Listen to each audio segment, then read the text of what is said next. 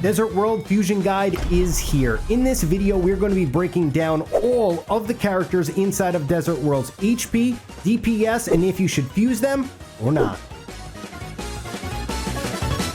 Guys, I've started a second YouTube channel because I cannot stop playing this exciting new RPG game. It has super in-depth PvE boss battles, intense PvP, and awesome graphics. This addicting game is actually today's channel sponsor, Raid Shadow Legends. Join me in Raid by using the QR code on screen or link in the description.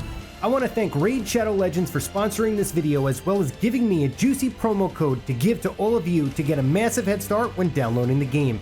You can use the QR code on screen or link I will post in the description to receive a huge starter pack to boost your progression. Raid Shadow Legends is not just that video game that you see with ads all over the place. It is an amazing game with a lot of depth and strategy. It has both multiple PvE and PvP options to explore. I play for hours a day and even use the auto battle function inside of the game to grind while I create YouTube videos. The point of this turn-based RPG game is to collect and raise the power of your champions by completing content that becomes harder the further you progress inside of the game. If you would like to join me in-game, here is my clan that you can join. Here is my profile as well as my in-game name will be Enchatin.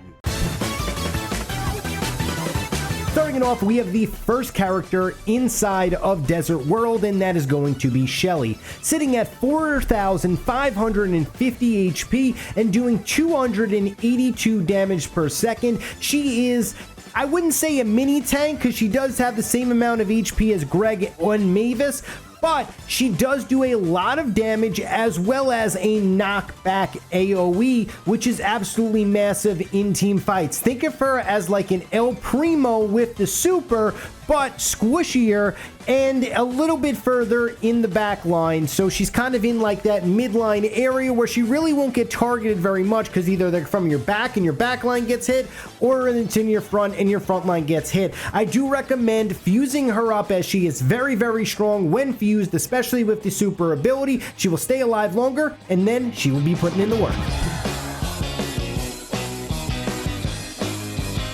The next character inside of Desert World is going to be Bo. He's going to have 2,450 HP when fused up and do 240 DPS. He is mainly an absolute menace when it comes to taking down enemy units that are not players. He absolutely takes care of all of the robots, the goblins, the bowlers, everything that is inside of Squad Busters that is not another player. Bo does a ton of damage too. I recommend you highly fusing him up, especially in any game mode where you need to take down non-player characters or NPCs. He's a very good character inside of Squad Busters, and I highly recommend you level him up.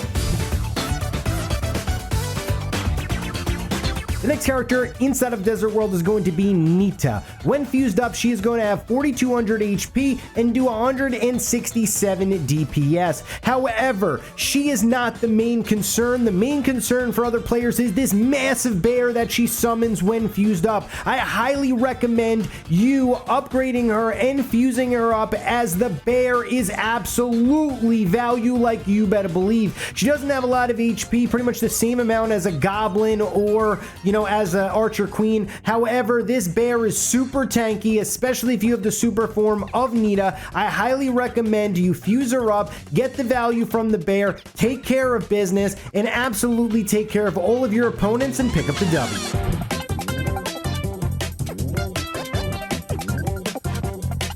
The next character inside of Desert World is another rare in the form of B. 3150 HP, so super low HP here, one of the lowest in the game. Bo actually has the lowest in the game, but she does 387 DPS, which is massive, and with the more Bs around her, the more damage she does. When fused up, she's going to have 2 Bs that go per fusion, which is absolutely insane. She's going to be putting out so much AoE damage.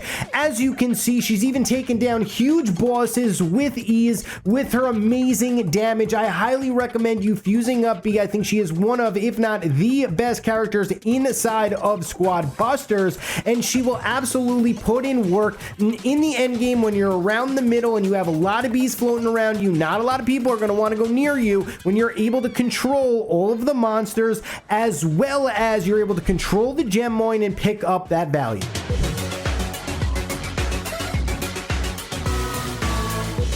Next up, we are going to have the Battle Healer. When fused up, going to have 6,300 HP and do 237 DPS. This is absolutely a lot of damage for somebody who really isn't supposed to do any damage at all.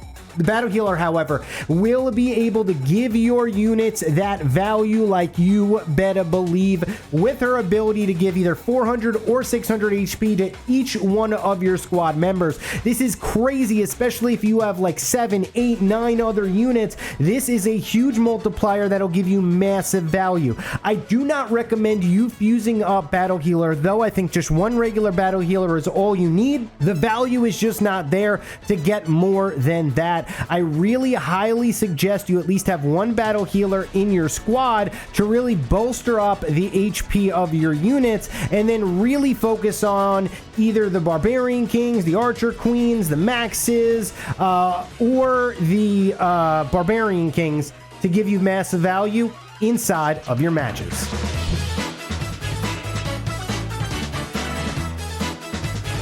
The next character inside of Desert World is going to be Max, sitting at 3850 HP, super low HP, and 394 DPS. This is an amazing amount of damage. She absolutely takes care of business when it comes to dealing damage.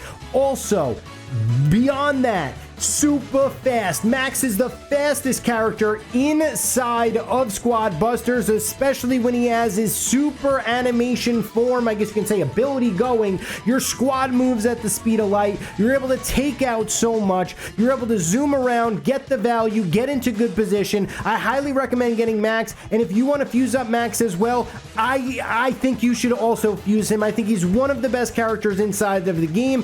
Is he worth the fusion?